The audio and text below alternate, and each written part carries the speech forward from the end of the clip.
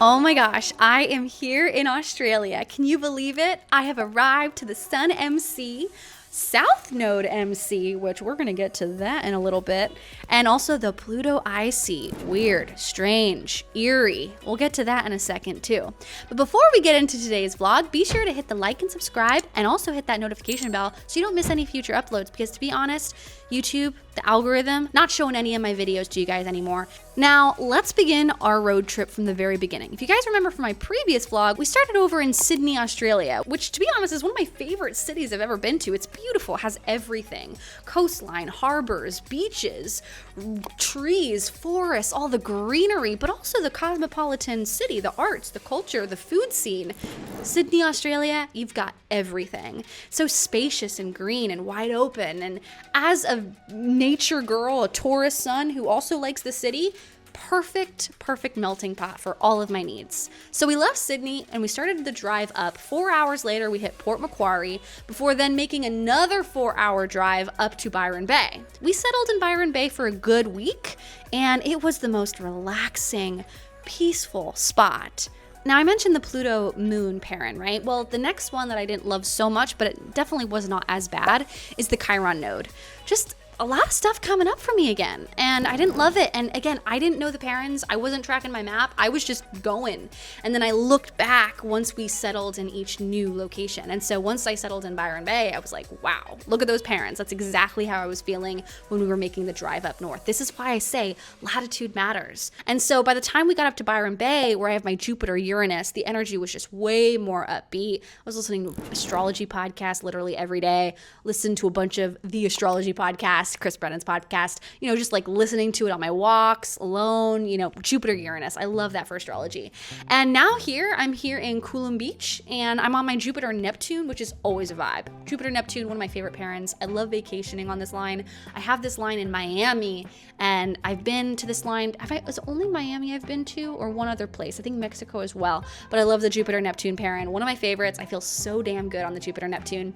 And so so I thought I would take you on a little travel vlog to not only teach you about the astrocartography and give you some real life storytime examples of my travels, but also show you a nice little vlog, a little view, the scenery of Australia to keep you entertained. All right, let's get started. What do you think of Australia so far? Very bright sun, very nice people. The sun really makes you tired out here. Like it's May here in Australia, but it's technically like their autumn. Like the leaves are changing colors here, and it's cooler temperatures, and yet it feels so hot all the time. It's so sunny. The sun is so harsh, and it makes you tired. It kind of feels like our June. Yeah. Right? Yeah, it feels like June, for us. But it's really beautiful. The landscaping here is just stunning.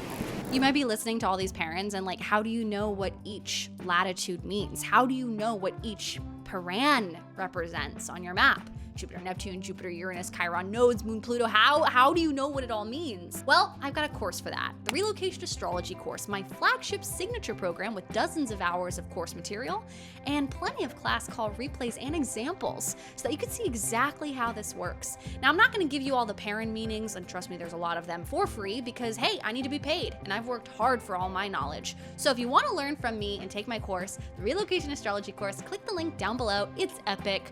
Oh my God, so many examples. If you've ever wanted to learn this in depth, how to read birth charts, relocation charts, Parans, cyclocartography, how to time your travels, and read maps accurately, midpoints, aspects, all the things, click the link down below.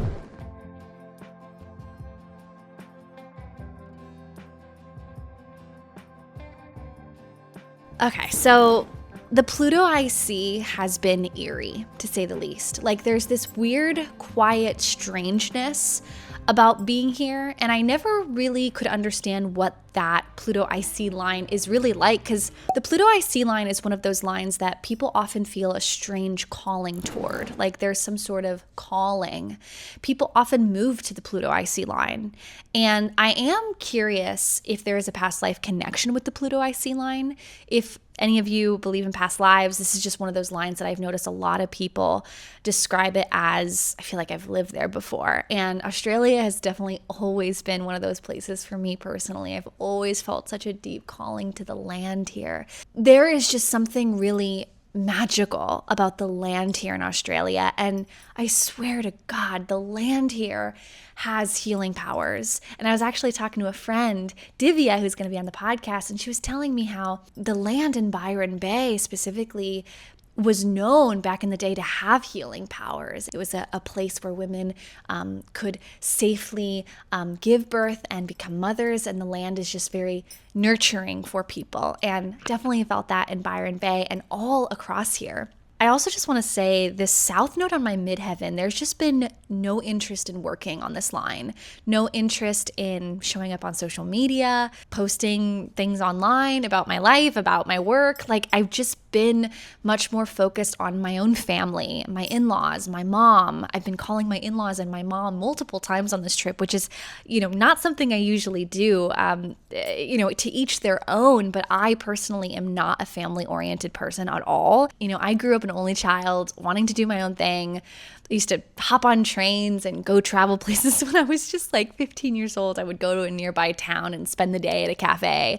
And when I was 18 years old, I moved to New York City, one-way ticket, $2,000 in checking account money that I earned and saved from working jobs in high school. Like, I've always been someone that has always believed I'm alone in this life, and I honor and accept that, and that is what I'm here to do. And it's interesting because the North Node's in my first, right? The North Node, volume up, exaggeration in the first house of self. Like, there's something about self-reliance on me in this lifetime, to rely on myself.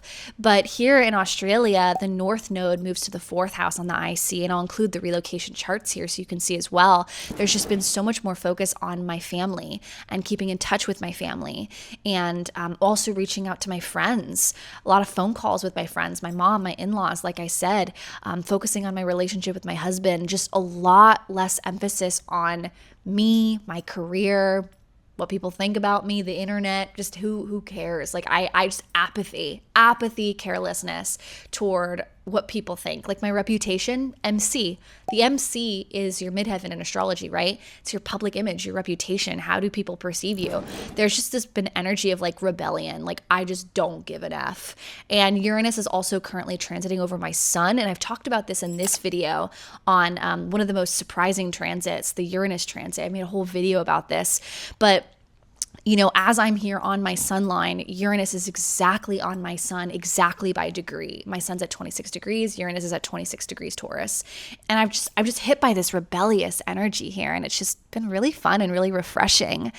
But I will say the South Node on the midheaven, as someone who is such a worker bee and someone that loves work and loves service, and I literally came to this life in this body, in this human vessel of Helena, I literally came to this earth to work and be of service and be seen. And so for me to be in a location where like I just don't care about any of that, it's bananas. Like, I've never felt this way before. And it's definitely very interesting. I would never want to live here. I would never want to live here for sure, because I like being of service. I like working. I like showing up consistently every day. And the energy of just apathy toward showing up for others, it's just a weird feeling. Now, that's not to say that there hasn't been a lot of opportunities here. Like, I've just had so many opportunities publicity-wise. Literally within 48 hours, 2 huge news outlets reached out to me to publish my work in astrocartography and to talk about it in like huge articles online.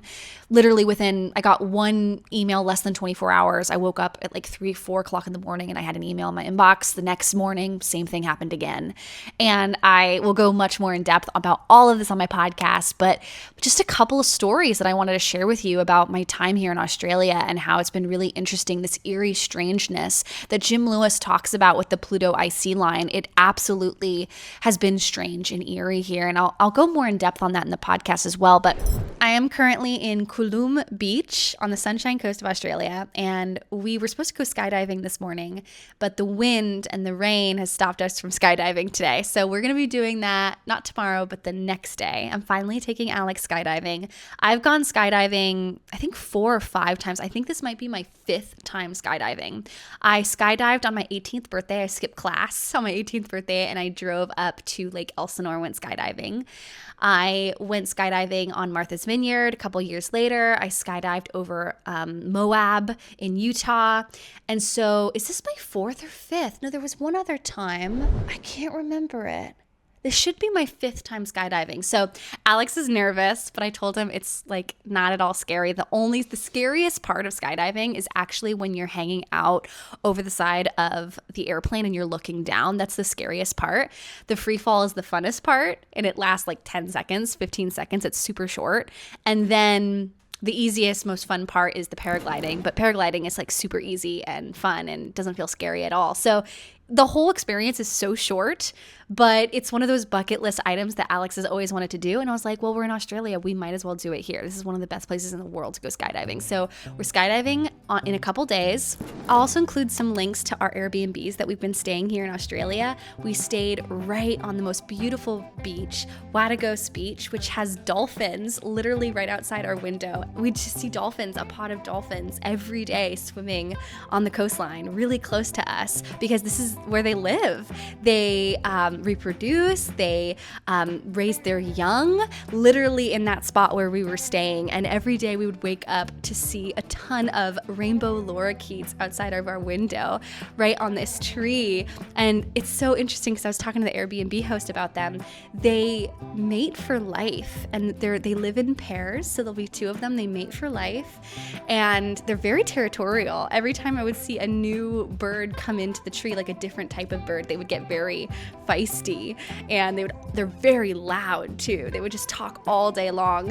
Little tweets. So very cool to see the rainbow lorikeet. So many different birds we've seen on this trip. It's been so wild. The land is so different here, but it also at the same time feels so familiar. And that really is that Pluto IC line. That feeling of familiarity of like, I know this place, I've lived here before.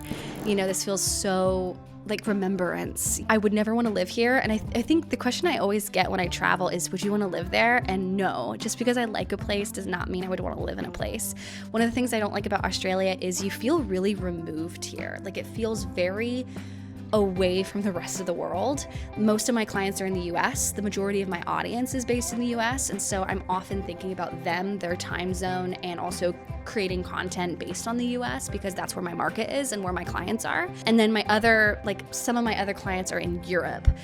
So I do think about Europe time zones as well. But the rest of the world, like most of my clients don't come from other parts of the world. So being on such an opposite time schedule has just been really weird. And also just being on this island, this massive island in Australia, you feel so removed from the rest of the world, not just time zone wise, but you feel very separate. And I mean, it's been nice too, being separated from the news, politics. Like I feel so removed from it that it's felt very, very peaceful at the same time. So just a couple things I wanted to share as we've been road tripping, the long drive up to Port Macquarie.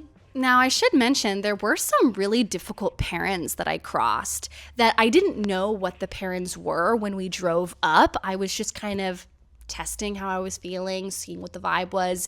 I'm extremely intuitive. For any of you guys who are new to my world, my channel, I wrote a whole book on slow living. My published book, Slow Living, you can find it down below. But I've been talking about the intuition and how to connect with your intuition in a deeper way since, 2015. I've been talking about this for years on the internet.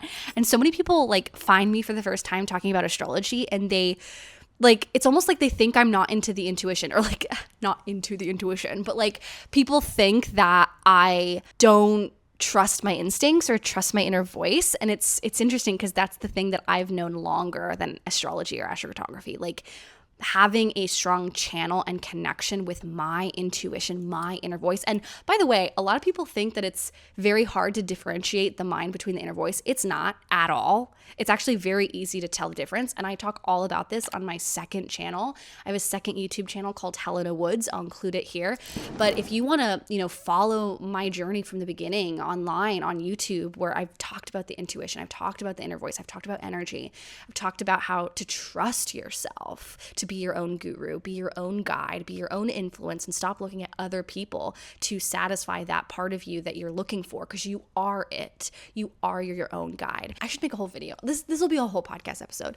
But essentially, it's almost like if you say that you're an astrologer and astrocartographer, people almost think that you're looking to something outside of you for guidance, but you're not. The cosmos are a reflection of that which you're already feeling. And if you're someone that's very sensitive and intuitive and psychic like I am, you pick up on things immediately. I walk into a room, I immediately know the energy of the place. I can look at someone and I know the vibe that they're in immediately. I can pick up on it. I'm extremely sensitive to the energy of everything around me. Feng shui, how a room is set up in furniture wise, like everything. I can feel things immediately. And it's the same with locations. It's the same with places in the world. We drove up through Sydney and I was feeling so paranoid and overthinking things. And like, oh my God, I hated the energy that was on the drive from Sydney up to Port Macquarie, a little cute little beach town, super small, underrated. No one knows about it. It's the cutest little place. Definitely go visit. I tell my clients about it all the time. And now that I've been there, I'm like, oh my God, this is so cute. Please visit. But I drove up from Sydney to Port Macquarie and I passed a moon Pluto Paran. God, I will not get, I hate Pluto. I hate them. Every time I've been to a Pluto moon Paran, there's just this feeling of like intense overthinking, paranoia, fear. It's like a closing in feeling. It's like a darkness that clouds. It's a melancholia. It's this weird feeling that like, it's probably one of my least liked emotions or feelings in the world. It's just very intense. And that's what Pluto is. And the moon with the emotional part, it's truly one of my least favorite lines, I would have to say. Like least favorite combinations. Like Pluto, moon, anything. I'm just like, oh, like please, like my Jupiter on the ascendant self just does not like that. And so we drove through, and so we passed the Pluto moon. That was probably the worst of it. The worst part of the trip was the Pluto moon because it was talking a lot. Like I was talking the whole time to Alex for like 4 hours. I was just talking and asking questions and all this. I mean, my Mercury's in Gemini. I could talk forever. And and there was nothing going on with me and Alex. Everything with me and Alex on this whole trip has been magical, but it's been more like I'm going deep into my psyche and like overthinking things and feeling the heaviness of life, the cruelty of life, the darkness of life. People who meet me, who see my bubbly self, they're like, oh, she's so privileged, so blessed, so lucky. She's not exposed to the dark things of life. Oh, honey, I'm exposed. All right. And I think because I'm so exposed to darkness in every facet of my psyche, I am also someone who is so present in life. I'm so optimistic. I'm so hopeful. I have so much faith in God, in life, in light, in all of it because I know the darkness. Those who are, I gotta say this is a great Pluto IC lesson that I just want to end on. The people who are the most appreciative of life, the people who are the most present in this life experience, observant, aware, connected, those that are the most grateful to be here are often those that are most exposed to the dark cruelty of life. Because those who know death, those who know sudden death, those that know loss, those that know grief, those that know the cruelty of human suffering, the cruelty of evil, of human evil. You know, people who are very psychologically attuned to the dark side of life, we have a higher, no, I don't want to say that, it's not higher. We have an easier time of connecting to the light. Because we are so grateful to be here. Because without light, there is no shadow. Without shadow, there is no light. You cannot have one without the other. There is duality within all of us. Scorpio risings understand this. Scorpios understand this. Capricorn risings understand this. And Capricorn suns understand this. Capricorns and Scorpios know the meaning of life and death. They know the meaning of darkness more than any other zodiac sign. Capricorns more time and Scorpios more death and loss. But regardless, both zodiac signs are very aware. And I think those that are happiest in life are aware. And this is kind of, I could go, this might be a whole podcast episode. Yeah, we're just going to have to make this podcast episode the Pluto IC line because there's so much I could talk about it. If you haven't seen my whole YouTube video on Pluto lines and why you do not need to be afraid of them, click up here. This is my full video. I still get messages all the time, but isn't Pluto lines malefic? Aren't Pluto lines bad? And I'm like, no, No, they're not bad. Stop thinking Pluto lines bad. They're not bad. They're not malefic. They're intense. They're psychologically intense. They're not bad. I know tons of people who live on Pluto lines and love them. Some of the most successful people in the world live on Pluto lines. My dear friend lives on her Pluto IC line and loves it. Another friend lives on her Pluto Ascendant line and loves it. We've got to stop being afraid of Pluto lines, guys. I'm tired of hearing this. Anyway, the Pluto IC line is intense, and I feel like I've gone through the ringer here psychologically within myself. Again, nothing external has happened in a Plutonian sense. It's all been internal in my psyche, but I've been exposed to so much within myself, within my past, my childhood. I went deep into a low brain state in my subconscious hypnosis work, and I discovered a lot of little secret gems. And it's true that when you go to a Pluto line, you get exposed to the parts of yourself that you didn't know. You get exposed to truth. You get exposed to the hidden nature within you that you weren't aware of, or the hidden nature of your past that you weren't aware of. And so I think this experience of coming to Australia, one, for the great opportunities that the Sun midheaven line has presented itself to me, but also the letting go of career reputation and caring what people think about me on the internet. And then 3, the exposure of hidden fears, sadness, loss, and grief that I have felt with my father for most of my life in my childhood. And thank you, South Node conjunct Sun, for exposing that. And Uranus transiting and hitting that timing-wise brought all of this to light, and I'm really grateful. And I'm gonna go back a really different person, because I feel like I've learned a lot about myself and my psychology and just understanding new aspects of myself. All of this to say, I hope you enjoyed this travel vlog, seeing the nice footage of Port Macquarie, the cute beachside town, the koalas, the birds, beautiful wildlife, and also got a little bit of a taste of some of the interesting stories of the things that happened to me when I traveled to Australia for the first time. I doubt that I'll ever come back to Australia. The flight is just way too long and way too expensive. And quite frankly, I don't know if I want to spend this much money on a flight ever again in my lifetime, unless I really want to go there. And I really wanted to come here, especially to catch this once-in-a-lifetime transit that I'm never really going to get again in my lifetime. So check that off the list. So I hope you enjoyed this fun astrocartography travel vlog series. I hope you enjoyed seeing all the different places in the world.